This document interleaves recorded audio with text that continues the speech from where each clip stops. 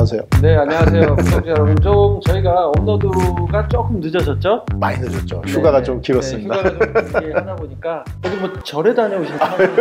제가 이제 김인 선생님 이거 하면서 김인 선생님 저 한번 머리를 잘라봤는데 수상이 어울리나요? 비슷한 것 같은데. 아 그래요? 뒤에가 좀 많이 절벽이라서.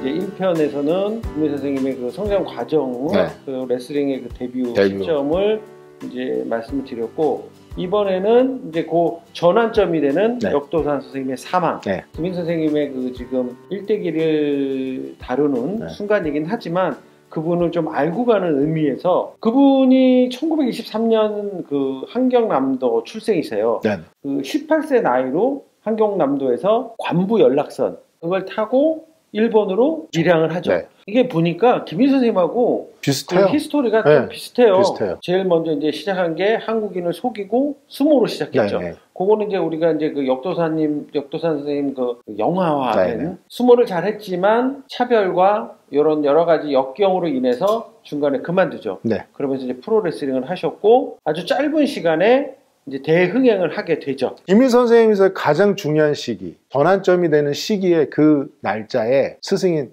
역도 선생님이 죽음이 생겼어요. 미국에 가서 WWA 타이틀을 건, 태그 타이틀을 건 매치를 이제 성사시금 역도 선생님이 만들어 주셨는데 그 타이틀을 따는 날 일본에서 사고가 생겼습니다. 네, 그렇죠. 네. 사고 당시 이제 선생님 그 회고록에 보면 그 안토니 이노키가 급하게 전화를 했다고 네. 하더라고요. 사고가 발생을 했는데 괜찮으시다.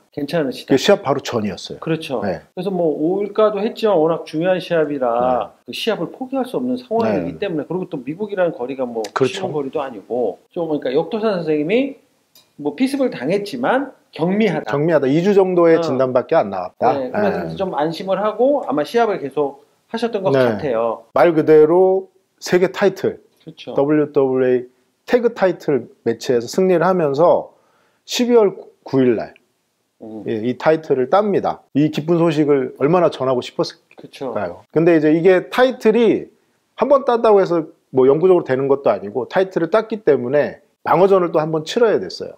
그래서 미국에 있을 수밖에 없었고 그러면서 시간이 좀 지나면서 사망 소식을 듣게 됩니다. 와서 들은 게 아니고 네. 미국에서 들은 미국에서 거구나. 들은 거예요. 그리고 사망 소식을 듣자마자 이제 흥분해서 그러면 난 이 시합을 포기하고 가겠다 해서 전화를 했는데 이런 얘기를 듣죠. 너의 보증인이 사망했으므로 한국으로 돌아가라.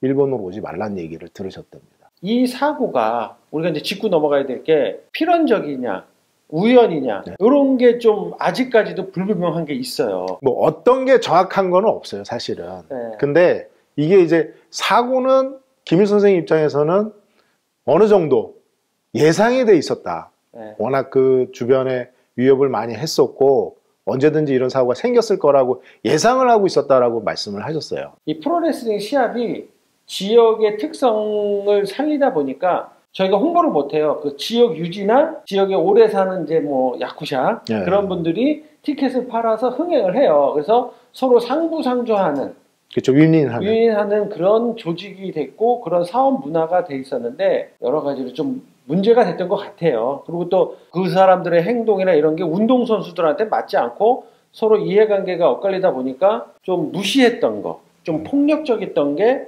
있었고 이런 과정을 겪으면서 김희 선생님도 약간 느끼셨다고 하더라고요. 한 2일, 3개월 전부터 야쿠샤들이 링사이드에서 이제 아무래도 이제 어느 지역에 가면 그 주최를 했던 관계자들이 링사이드에 이제 앉아 있으면 다 이렇게 무기들을 차고 시합을 봤다. 그래서 자기가 걱정을 했고 이런 일이 있을 거라고 예상을 했었다고 하더라고요. 김희 선생님 말로. 그리고 이제 두 번째로 그 치료 과정의 문제에서도 아주 약하게 칼에 찔렸는데 처음에 동물병원을 갔다고 그러더라고요. 네. 동물병원. 근데 그것도 이제 선생님은 아니 어떻게 그래도 이 유명하신 선생님을 동물병원 가서 치료를 할 수 있냐. 근데 요거는 역도산이 선생님께서 그렇게 지시를 했다. 네, 가까운 이제 지인분이. 네. 그리고 또 병원 가면 또 여론에 오픈되니 네. 그렇게 됐다. 아무래도 좀 뭐 강한 사람이 그렇죠. 뭐 이제 야쿠자한테. 야쿠자한테 이제 피습을 당해서 위험한 공경에 처했다라고 이게 또 소문이 나면 안 좋으니까 그렇죠. 아시는 분 병원에 가서 그냥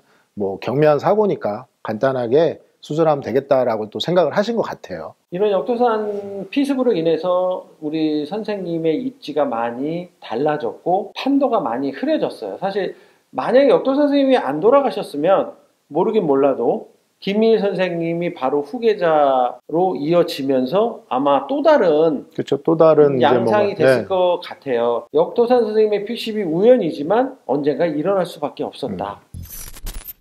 역도산 선생님 이제 돌아가시면서 전후로 이제 나눠집니다. 그렇죠. 말 그대로 그 역도산 선생님 1인 체제 프로레슬링의 시대가 저물면서 3인 체제 시스템으로 바뀌죠. 3인. 김일 선생님, 그 다음에 안토니오 이노키, 자이언트 바바. 그렇죠. 이 세 사람이 어떻게 보면 일본의 프로레슬링을 이끌어가는 이제 신세대로서 이제 활약을 하게 되는데, 이게 또 재미난 게 안토니오 이노키 선수 같은 경우는 김일 선생님하고 시합을 했을 때 안토니오 이노키에서 데뷔전 상대가 김일 선생님이었어요. 네. 그 얘기는 저도 네, 그리고 또 그 안토니오 이노키의 그 룸메이트가 또 김일 선생님이었고, 김일 선생님 입장에서는 또 이 역도산 선생님의 일본 프로레슬링 협회를 저버릴 수가 없어서 그거를 이제 유지를 어떻게 보면 계속 하고 있었어요. 김일 선생님이 사실은 그 60년대 초반에 그 WWA 태그 챔피언을 따고 사실 또 한국으로 옵니다. 이 한국으로 오는 시기가 굉장히 또 맞물려요. 그래서 흥행이 어떻게 보면 한국으로 오는 그 시점이 돼요. 또 이 또 오는데 굉장히 또 정치적인 역할들이 또 많이 생깁니다. 북한과 한국에서 프로레슬링 경기를 하려고 했었어요. 네, 그런 준비를 이제 했었는데 갑자기 이제 피살을 당하다 보니까 그거를 추진을 못했고, 한국에서는 이제 박정희 대통령이 되면서 이 프로레슬링에 대해서 이 인기를 한국에서 한번 했으면 좋겠다 해가지고 김일 선생님한테 한국으로 오라고 타진을 합니다. 1965년도에 6월 10일 날 한국에 정식적으로 귀국을 하십니다.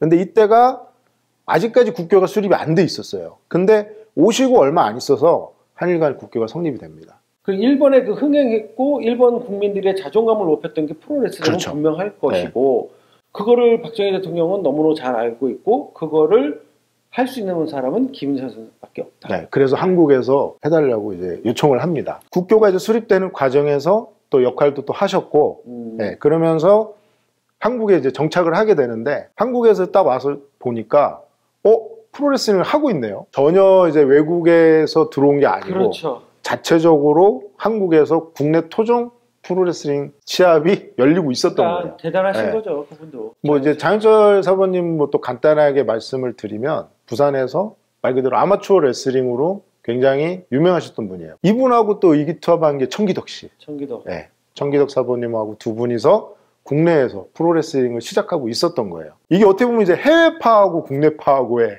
이제 경쟁이 이제 시작이 되는 그런 시점이 됩니다. 근데 딱 봐도 이게 이제 메이저급의 경기하고, 그렇죠. 책 보고 배운 레슬링하고 게임이 안 되잖아요. 게임이 안 되지. 네. 그래서 이게 경쟁이 될 거라고 생각했는데 경쟁이 전혀 안 됩니다. 그렇죠. 장현철 그 사범님의 입장에서는 그래 좋은 동반자가 되겠다라고 했지만 실력 차이가 워낙 컸고, 또 김인선의 입장에서는 이거 말도 안 되는 실력 차이거든. 장윤철 사부님한테 김일 선생님이 권유를 합니다. 장 사부님한테 일본에 가서 이런 프로레슬링 신기술들을 좀 배우고 배울 생각이 없느냐라고 권유를 해요. 근데 장 사부님 굉장히 기분 나빠요. 그때부터 약간 근데 그럴 수밖에 없어. 근데 그때부터 조금 그 미묘하게나마 좀 틀어집니다. 그러고 난 다음에 이게 이제 결정적인 계기가 하나 생겨요. 장윤철 사부님이 일본 선수를 불러서 친선대회 이제 한일전을 이제 치르는데 이게 이제 사건이 생깁니다. 그 일본 선수가 자유도 선수 이제 쉽게 말해서 새우 꺾기라고 이제 많이들 표현을 하는데, 허리 꺾기 기술을 사용을 하는데 심하게 꺾은 거예요. 선을 넘은 거지. 네, 한국 선수들이 선을 넘은 거지. 집단으로 올라가서 이 일본 선수를 구타를 합니다. 그렇죠. 네. 그러면서 현장에 와 있던 경찰들이 링에 올라왔던 세컨을 보던 선수들을 다 경찰서로 입건을 시켜요. 그렇게 되면서 이제 기사에 이제 그렇게 터져버린 거죠. 프로레슬링은 쇼다. 이런 기사가 이제 터지면서 팬들이 좀 실망을 많이 하죠. 많이 했죠. 네, 많이 하면서 이게 무슨 짜고 치는 드라마도 아니고 뭐 쇼냐 해가지고 진짜 완전히 난리가 났죠. 이제 어느 분이 그래요. 왜 우리 프로레슬링은 이렇게 흥행이 안 되냐. 옛날에 이런 사건이 쇼라는 사건이 있습니다. 방송에도 많아요. 근데 사실 저는 되게 아쉬웠어요. 일본 아시겠지만 네. 일본도 이런 일이 비일비재해요. 네, 일본에서도 네. 뭐 하지만 일본 선수들은 그걸 보여줬거든. 이게 얼마나 무서운 시합인지 그렇죠. 그걸 보여줬고 사실 우리는 그걸 이겨넘는 시합을 못 보여주는 게 좀 네. 아쉬워요. 사실 프로레슬링이 쇼라는 파문으로 인해서 흥행이 계속 안 됐다고 하지만 저는 그렇게 생각하지 않고 그거는 우리가 좀 더 노력을 하고 또 관중들한테 멋진 시합을 보여줬으면 그거는 아무 이유가 될 그렇죠. 수가 없는 거죠. 네.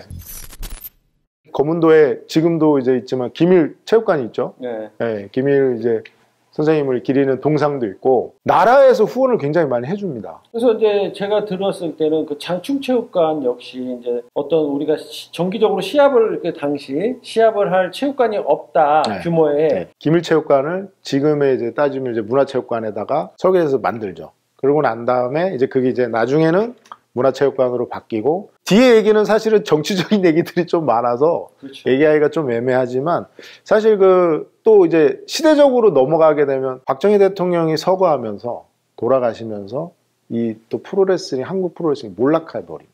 국가 차원에서 계속적으로 지원도 많이 해주고 시합도 많이 다닐 수 있었는데 이 전두환 대통령이 되면서 이제 계엄령이 떨어지죠. 그러면서 행사를 못 하게 돼요. 김일 선생님도 말씀하시는 게 80년대 초에 계엄령을 피해서 제주도에서 시합을 하셨다고 그래요. 본인이 맨 마지막으로 시합한 게 제주도에서 시합을 하고 한 5일인가 지나고 난 다음에 마산인가 대구 쪽에서 시합을 한 게 본인의 한국에서의 마지막 시합이다. 그러면 김일 선생님이 국내에서 시합을 주최한 게 몇 년 안 되네요. 그렇죠. 따지고 그러니까 보면은 이게 역도 선생님도 사실 길어야 5년 동안 네. 있었던 일이고 김일 선생님 역시도 뭐 한 5, 6년 국내에서 따지면 이제 70년대에서 이제 60년대 초는 거의 이제 일본의 흥행에 몰입을 했고 그러니까 초반에 이제 한국에 와서 이제 어느 정도 분위기 만들고 했던 게 70년대 초반까지는 굉장히 활발한 활동을 했어요.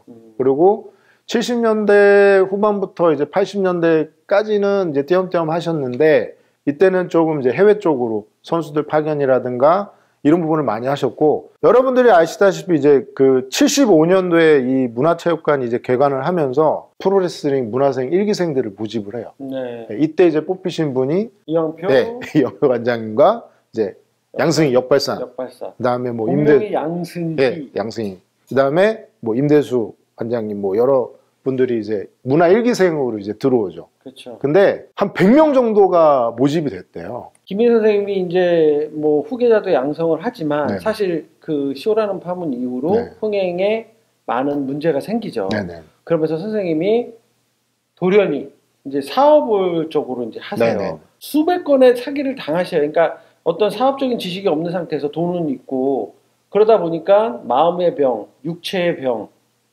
해서 일본의 그 요양병원이죠. 요양병원을 전전하세요. 80년 초에 그렇게 은퇴 아닌 은퇴를 했기 때문에 은퇴식이 없었어요. 없었죠. 없었는데 일본에서 일본 기자단들이 은퇴식을 해줍니다. 이게 도쿄돔에서 네. 1995년 4월 2일 날이에요. 도쿄돔에 6만 관중이 모여 있습니다. 일본에 전 그 단체의 레슬러들하고 격투기 선수들이 다 모여 있는 데서 김일 선생님 은퇴식을 해줘요. 그래서 이제 그 이후에 우리나라에서도 한국에서 은퇴식을 해드리죠. 네, 근데 좀 시간이 좀 지나요.